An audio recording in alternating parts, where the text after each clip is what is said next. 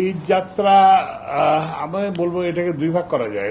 আমাদের হচ্ছে কি যে আমাদের একটা প্রবণতা আছে যে একদম না, আমি ঈদের আগের কথা যদি বলি, ঈদের আগে ছুটি ছিল মাত্র 2 দিন।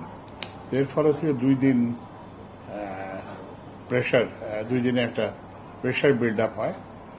আর হচ্ছে যে আমাদের এখানে ওই যে ফিটনেসবিহীন গাড়ি অনেক আছে, তো এগুলো অনেকগুলো বিকল হয়ে রাস্তা বন্ধ করে দেয়। তো আমরা এই যে রমজানের কথা বিবেচনা করে এই ফিটনেস বিহীন গাড়ি এবং এই যে পুরনো গাড়ির বিরুদ্ধে ইয়ে করে না, কিন্তু এখন এটা পুরো দমে ব্যবস্থা নেওয়া হবে। এটা হচ্ছে ঈদের আগের যাত্রার। তো এইটা আমি আমি বলবো না যে একদম ওই যে রমজানের মতো নির্বিঘ্ন হয়েছে, বাট ওভারঅল এটা হচ্ছে আর কি যে ঠিক ছিল। তারপরে ফেরত আসার সময় দীর্ঘ সময় ছুটি ছিল, কিন্তু এই ক্ষেত্রে আমরা দেখলাম যে সবাই কিন্তু একদম শেষ দিন পর্যন্ত ছুটি করে, বেশিরভাগ লোক কালকে মনে হয় 40,000-এর মতো আসছে পদ্মা সেতুতে। তো সবাই ওই সাইড দেখে আসছে। তো তখন আমরা ইনস্ট্যান্ট ব্যবস্থা নিয়েছি। আমরা ওই 4টা লেনই নর্মালি 2টা দিয়ে যাওয়ার কথা, 2টা দিয়ে আসার কথা, আমরা 4টা লেনই ওই দিক থেকে আসার জন্য খুলে দিয়েছি।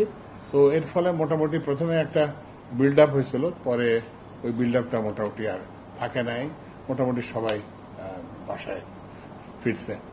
তো এখানে একটা যেটা ওই যে তারপরে রেলেরও মোটামুটি আমি দেখেছি যে এগুলো অন টাইম ছিল মোটামুটি ভাবে, 2-একটা ব্যত্যয় ঘটছে।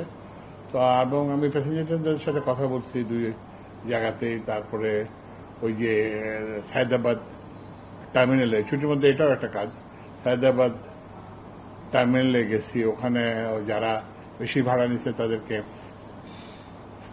ফাইন করা হয়েছে। তারপরে হচ্ছে যে যারা বেশি ভাড়া হয়েছে তাদের আদায় করা হয়েছে, যাত্রীদেরকে আবার টাকা ফেরতও দেওয়া হয়েছে। তারপরে কমলাপুর রেল স্টেশনেও সবাই খুব খুশি ছিল, মানে মোটামুটি ভাবে। তো এইটা একটা আসলে একটা চ্যালেঞ্জ, এত বড় একটা মানে 2 পথে যাত্রা ম্যানেজ করা। তারপরে আরেকটা জিনিস যেটা এবার হয়েছে সেটা হচ্ছে যে গ্রামাঞ্চলে কিন্তু বিদ্যুতের চাহিদা বাড়তেছে। আমার আগে ধারণা ছিল যে গ্রামাঞ্চলে গেলে শুধুমাত্র ওই যে লাইটিং লোড। তো কিন্তু আমি যখন ওই যে ইয়েতে গেলাম পদ্মা সেতু, সেখানে 4-5টা আছে, পল্লী বিদ্যুৎ সমিতি আছে, শরীয়তপুর, মাদারীপুর, ফরিদপুর, গোপালগঞ্জ, মুন্সিগঞ্জ। তো ওদের সঙ্গে কথা বলে যেটা জানা গেল যে এখন গ্রামেও ঘরে ঘরে কি বলে ফ্রিজ, ঘরে ঘরে এসি।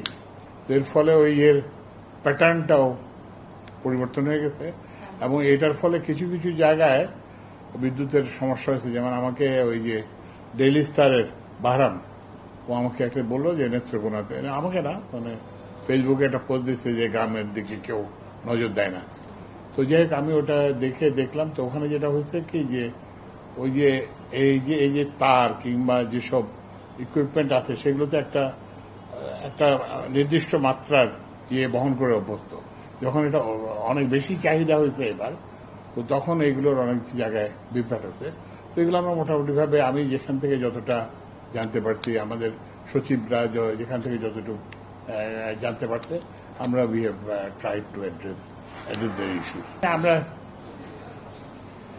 চেষ্টা করব। এখন কথা সরকারের কাছ থেকে মানুষের প্রত্যাশাটা হচ্ছে সরকার সচেষ্ট থাকবে। তা আমরা সচেষ্ট ছিলাম, সচেষ্ট থাকবো আমরা যতদিন আছি।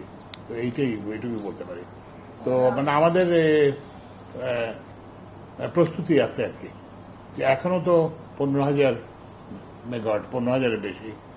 তো আমাদের প্রস্তুতি আছে। আমরা আরো একটু হয়তো ব্যয়বহুল ওই যে তেলের মেশিনগুলো চালাতে হবে, তাহলে আমরা ওই যে 16, 17, 18 যদি যায় তখন আমরা করবো আর কি।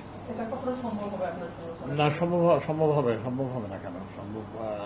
আমরা তো ওই যে তেলের মেশিনগুলো তো আছেই, কিন্তু এগুলো আমরা চালাই না ব্যয়বহুল বলে, সাবসিডি বাড়ে বলে। তো এখন কিন্তু মানুষের প্রয়োজন তো আগে, তো ওই জন্য আমরা ইয়ে করবো, চেষ্টা করবো যতটা। গ্রামের মানুষের তারা হচ্ছে বিদ্যুৎ পাইনি, তাদের কাছে এই যে 10 দিন না এটা মোটেই ঠিক না। এটা বিভিন্ন জায়গায়, যেমন আমি এই যে এটা এলাকা ভেদে, যেমন আমি তো গেলাম, আমি তো প্রত্যেক জায়গাতেই পল্লী বিদ্যুৎ সমিতির সবার সঙ্গে মিট করতে। তো যেমন ওই যে ওই এলাকাতে কোনো কমপ্লেন নাই, কি না বলে যে আমি প্রত্যেককে ইন্ডিভিজুয়ালি তোমার ডিমান্ড কত, তুমি বিদ্যুৎ পাইছো কত, ওই কি বলে ওই এলাকাতে মুন্সিগঞ্জ, শরীয়তপুর, তারপরে মাদারীপুর, তারপরে ওই যে কি বলে গোপালগঞ্জ, মানে এই এলাকাতে কোনো ইয়ে নেই। তারপরে সিলেটেও আমি পল্লী বিদ্যুৎ সমিতি 1, সিলেট পল্লী বিদ্যুৎ সমিতি 2, ওখানে কথা বলি। কিন্তু ওই যে এক এক জায়গায় এই যে কোথাও বিদ্যুৎ পায় না, এটা ঠিক না। তাহলে কি এই যে এই ছুটির মধ্যে তো 12-13 হাজার মেগাওয়াট বিদ্যুৎ দিয়ে হয়েছে, তো এটা কোথায় গেছে, তাই না?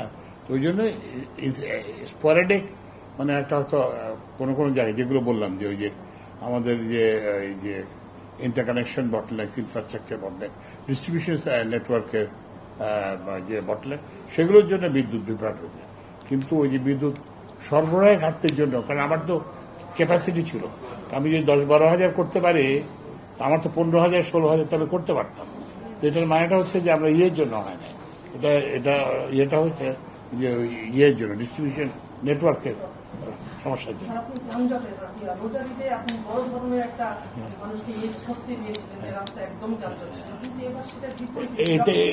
আমি দেখছি না এটার ওই যে এটার কারণ হচ্ছে যেটা বললাম, ওই যে রোজার ঈদের আগে অনেক দিন ছুটি ছিল, কিন্তু এইবার মাত্র 2 দিন, এবং যানজটটা যাওয়ার সময় বেশি হয়েছে।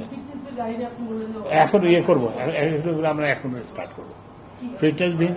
ওই যে বললাম যে আমাদের তো এটা ইয়ের জন্য একটা সাময়িক বিরতিতে ছিল, এখন ইমিডিয়েটলি ফিটনেসবিহীন এবং ওই যে ওই মেয়াদ উত্তীর্ণ গাড়ির বিরুদ্ধে ব্যবস্থা নেওয়া হবে।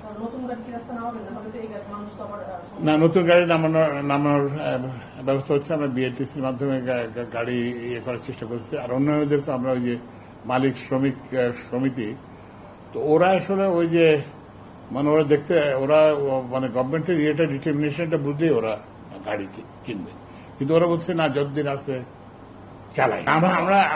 আমরা পর্যায়ক্রমে বাড়াবো, কিন্তু মানে গাড়ির ইয়ে হোক আর নাই হোক, কিন্তু ওই যে ফিটনেসবিহীন এবং মেয়াদ উত্তীর্ণ গাড়ি আমরা রাখতে চলে দেব।